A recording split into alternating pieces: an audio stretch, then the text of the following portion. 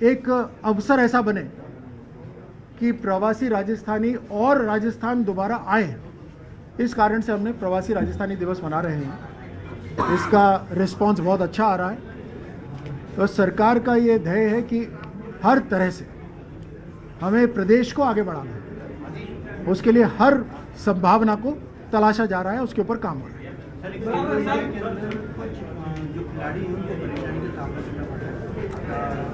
ग्वालियर से टीम आई है बास्केटबॉल में,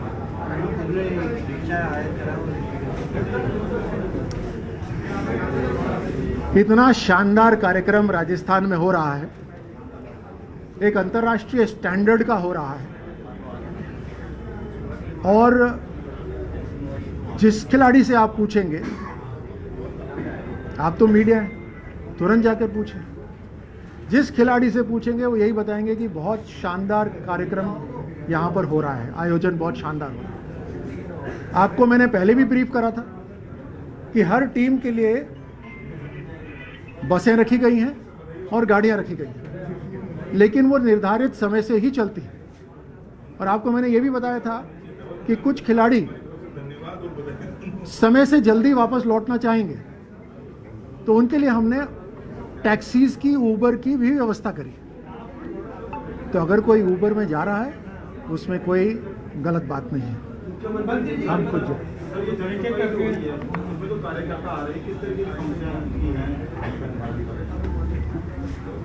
भिन्न भिन्न तरह की समस्याएं हैं। कुछ रेवेन्यू रिलेटेड है, कुछ पाइप के कनेक्शन, पानी के कनेक्शन से संबंधित है, कुछ एजुकेशन, कुछ ट्रांसफ़र से संबंधित है, ज़्यादातर ट्रांसफ़र से संबंधित है। जैसे मैंने अभी थोड़ी देर पहले कहा था कि कुछ समस्याओं का समाधान हमने टेलीफोन से तुरंत कर दिया, अधिकारियों को फ़ोन करके यहीं से बतला दिया और उसके ऊपर हम कार्रवाई करवा देंगे। कई बार ऐसा होता है और जन सुनवाई इसी कारण से होनी चाहिए और इसी कारण से हो भी रही है कि समस्याएं सही अधिकारी तक पहुंच नहीं पाती। जन सुनवाई के माध्यम से सही चैनल से सही अधिकारी तक तुरंत पहुंचे तो उसके ऊपर कार्रवाई भी तेज गति से हो।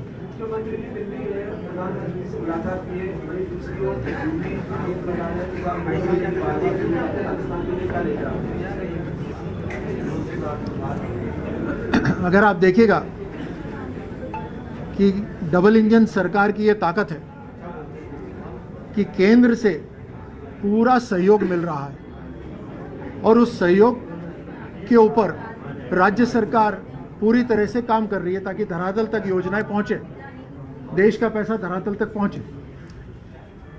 अब पिछली सरकार जो कांग्रेस की थी वो विरोध में चल रही थी।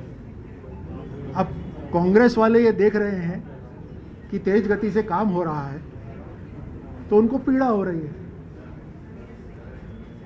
तो वो दिल्ली एक परिवार के धोख लगाने जाते थे, हम दिल्ली देश की सरकार के पास जाते हैं। सर, राजस्थान में कल एक जासूस पकड़ा गया है, कल भी एक जासूस पकड़ा गया और राजसमंद में आज एक विस्फोटक से बड़ी गाड़ी पकड़ी गई है। राजस्थान एक शांति प्रिय प्रदेश हुआ करता है और राजस्थान में इस तरीके की जो चीजें हो रही है निरंतर रूप से, उसको आप किस तरीके से देखते हैं? क्या माहौल बिगाड़ने का प्रयास हो रहा है? देखिए, ये चुनौती आज के समय में हम सभी के सामने है और इसके लिए मैं राज्य सरकार की जो एजेंसीज हैं और राजस्थान के जो जनता है उनको मैं धन्यवाद देता हूं कि वो सतर्क है। ये राजस्थान की जनता पूरी तरह से राष्ट्र प्रेमी है, राष्ट्र को पहले रखती है, इसीलिए इन देश विरोधी ताकतों के मंसूबे सफल नहीं हो रहे, ना ही होने देंगे। इसमें मैं मीडिया को भी धन्यवाद देता हूं कि एक जागरूकता बना के रखते हैं और ये जो बड़े रूप में इन्वेस्टमेंट राजस्थान में आ रहा है उसका एक बड़ा कारण ये भी है कि सभी प्रदेशों के अंदर नॉर्थ इंडिया के सबसे सुंदर जगह, सबसे शांतिप्रिय जगह, सबसे स्वच्छ जगह और सही लोगों के बीच में अगर कोई जगह रहने वाली है तो वो राजस्थान है। उसको हम ऐसे ही बना के रखेंगे। राज्यवर्धन जी, मेरा सवाल ये है, आपने बताया जन सुनवाई में सबसे ज्यादा मामले तबादलों के आ रहे हैं, तो तबादलों में तो एक प्रतिबंध लगा हुआ है, तो उनके तबादलों की समस्या कैसे निपटेगी? देखिए, अगर कंपैशनेट ग्राउंड है, अगर कोई ऐसी परिवार में समस्या है जिसके लिए मुख्यमंत्री तक ये बात पहुंचाने की ज़रूरत है, या उस विभाग को एक कानून से हटकर निर्णय लेने की ज़रूरत है, तो सही माध्यम से उन अधिकारियों तक ये बात पहुंचाएंगे, उस मंत्रालय तक ये बात पहुंचाएंगे। दूसरी बात, जब तबादले खोलेंगे तब एक लिस्ट होनी चाहिए तैयार, ताकि जब तुरंत खोले तब उसके अंदर उनको शामिल करा जा सके। तो जैसी ज़रूरत होगी वैसे इन जो एप्लीकेशंस आई हैं उनके ऊपर ध्यान करा जाएगा।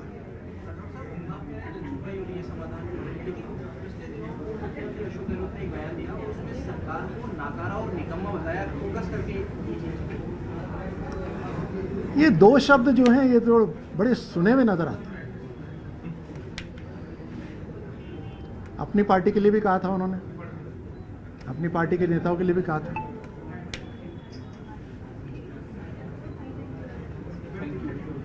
चलिए, बहुत बहुत धन्यवाद।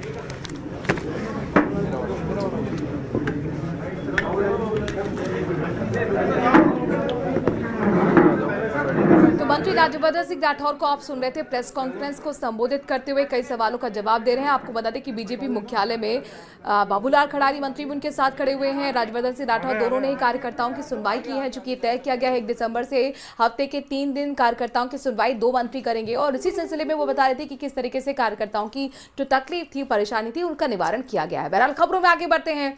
जोधपुर का रुख कर रहे हैं, जहां पर वकील से दुर्व्यवहार के मामले में बड़ा अपडेट सामने आया है। कोड़ी हाउसिंग बोर्ड थाने के बाहर वकीलों का धरना चलता रहा। अधिवक्ताओं में एसएचओ हमीर सिंह का पुतला जलाया गया। कल थाने में एसएचओ ने वकील से दुर्व्यवहार किया था। दुर्व्यवहार का वीडियो वायरल होने के बाद वकीलों में गुस्सा है। पुलिस प्रशासन के खिलाफ वकीलों ने नारेबाजी की है, तो ये टकराव की स्थिति, गतिरोध की स्थिति बनी हुई है। एक तरफ खाकी है, दूसरी तरफ ब्लैक कोट वाले हैं और ये नाराजगी लगातार बढ़ रही है। ये कोड़ी हाउसिंग बोर्ड थाने के बाहर की तस्वीरें हैं, जहां पर वकीलों का धरना चल रहा है और एसएचओ हमीर सिंह का पुतला भी इस दौरान जलाया गया। दुर्व्यवहार का आरोप एसएचओ पर ही वकील ने लगाया है।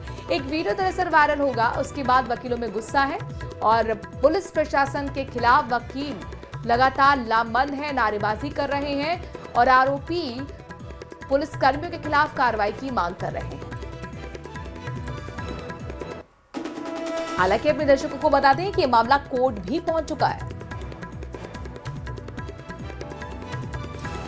चंद्रशेखर हमारे संवाददाता इस खबर पर ज्यादा जानकारी के साथ जुड़ गए हैं। चंद्रशेखर, आज क्या कुछ हो रहा है इस मामले में, क्योंकि ये मामला अब तूल पकड़ रहा है?